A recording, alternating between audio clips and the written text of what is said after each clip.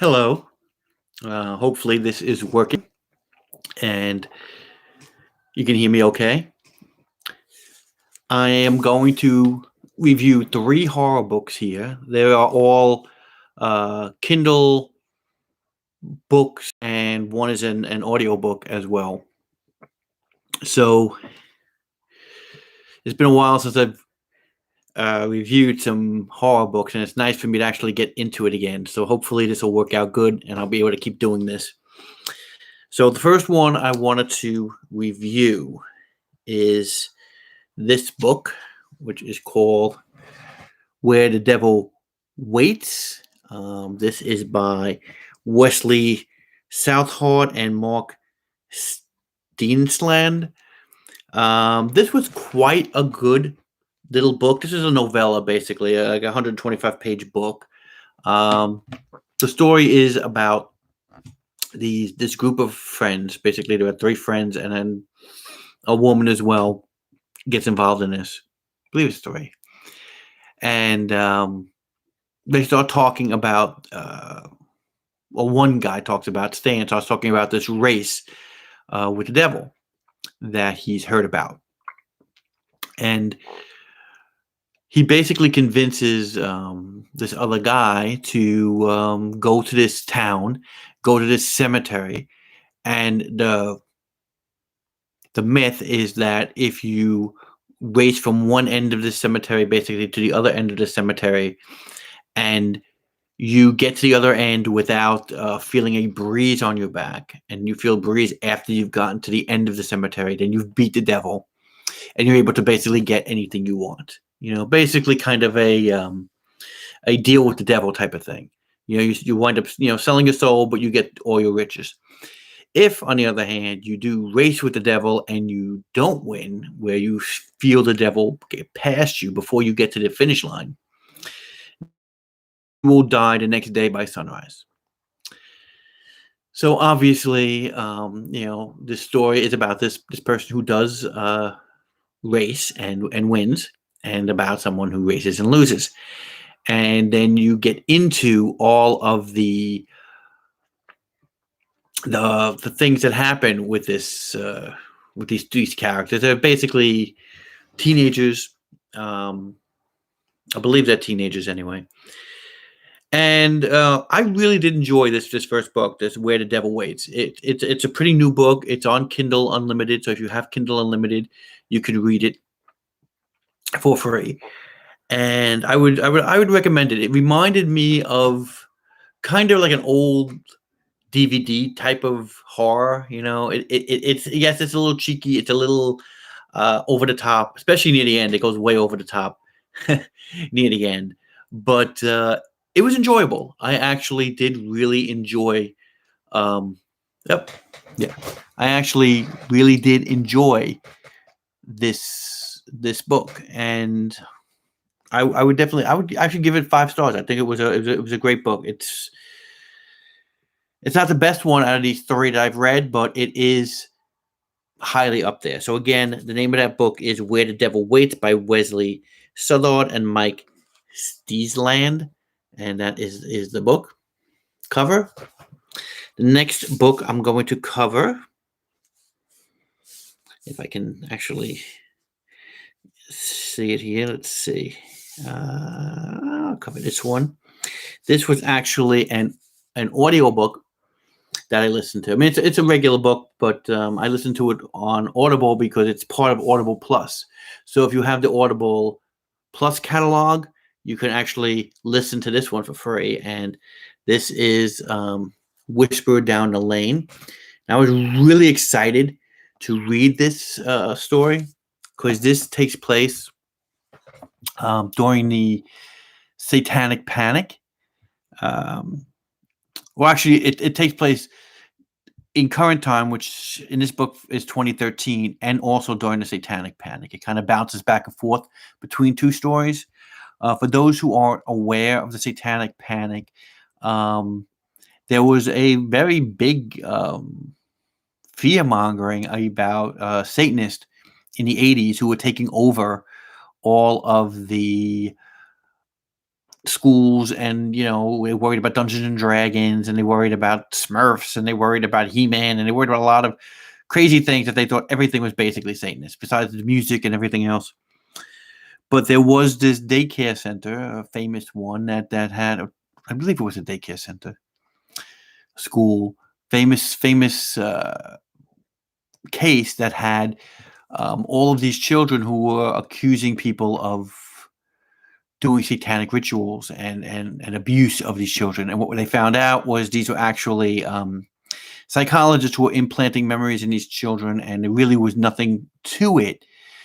But it was a very major story in the 80s. And what this book does is it actually weaves a story around it. And the story is about this child, Sean, in the 83 flashbacks, and how he kind of got into these stories that he was telling, these fibs that he was telling, and how they just kept getting bigger and bigger, and how he got manipulated by a lot of the people, a lot of the cops, and a lot of the psychologists, and a lot of everybody else that was around him.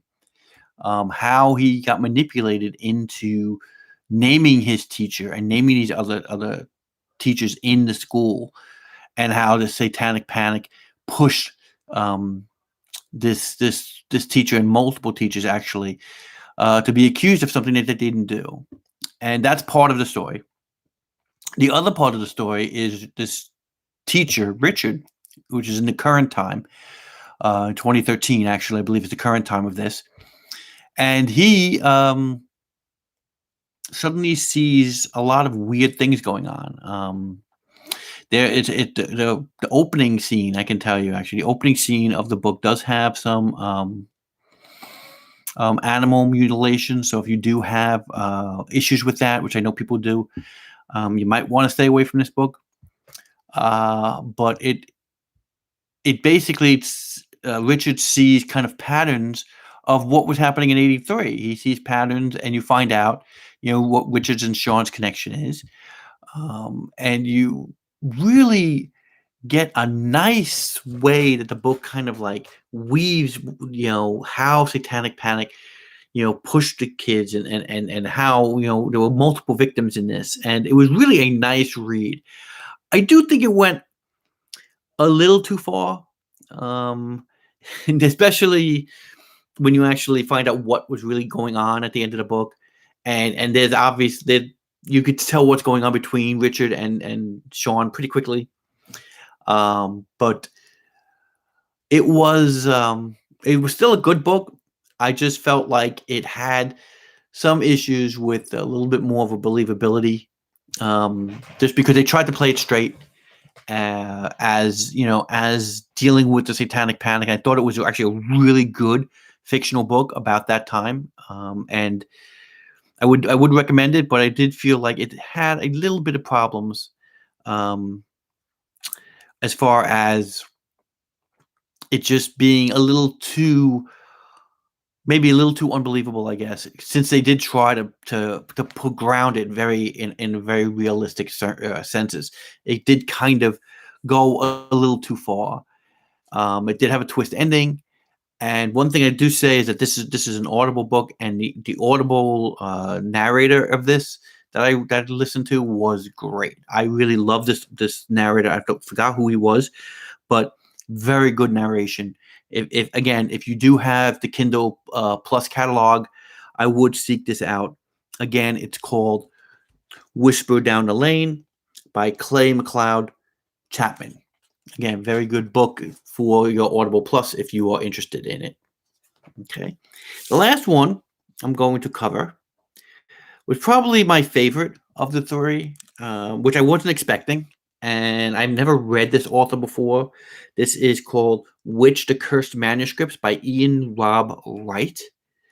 And the Cursed Manuscripts thing kind of threw me off when I first listened to it, because they talked about how basically there were these manuscripts that if you read them, you would die, and they were all around the country. And that's just a wrapping. That's got nothing to do with this story. This story is just a story. And I guess it's part of the Cursed Manuscripts stories that this author is writing, but it's really just a story. Don't even worry about when it says cursed manuscripts. Completely kind of ignore that, because that's really not what the story has anything to do with. It's just a story. And the cursed manuscripts is just kind of like a header for the story. So what is Witch? Okay.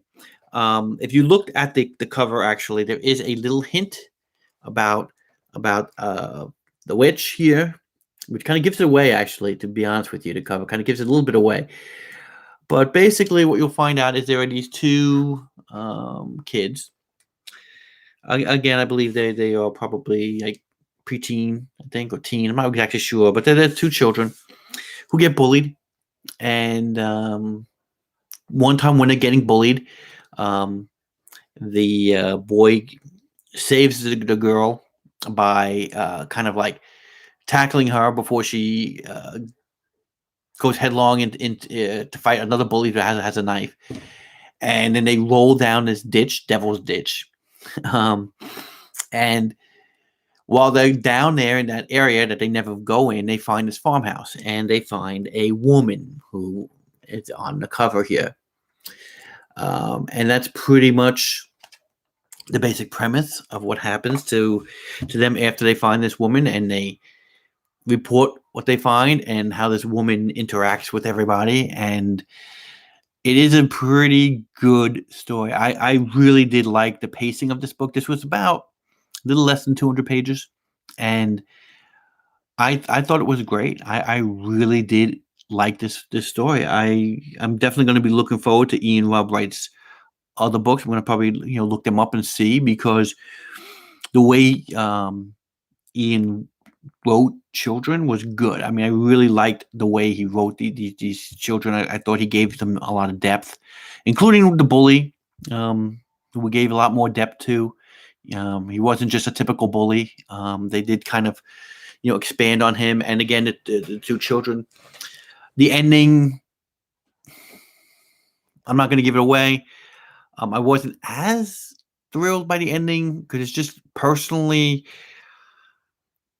I don't want to ruin it, but it's an ending that I don't like in horror, and I'll probably maybe talk about it another time in a spoiler book for this if I ever had to. But otherwise, though, I did really love the tension. I love the way the farmhouse was written that this woman was found in. I loved, the way they characterized these kids. I loved the way they characterized the actual adults in the story. It was just incredibly well done. And like I said, it's definitely one of my favorites out of the three. It is my favorite book. Hopefully, this video worked. Hopefully, you're able to hear it okay, and everything works okay. If not, I'll have to play around with it. But if it does work okay, I'm planning on actually doing more of these.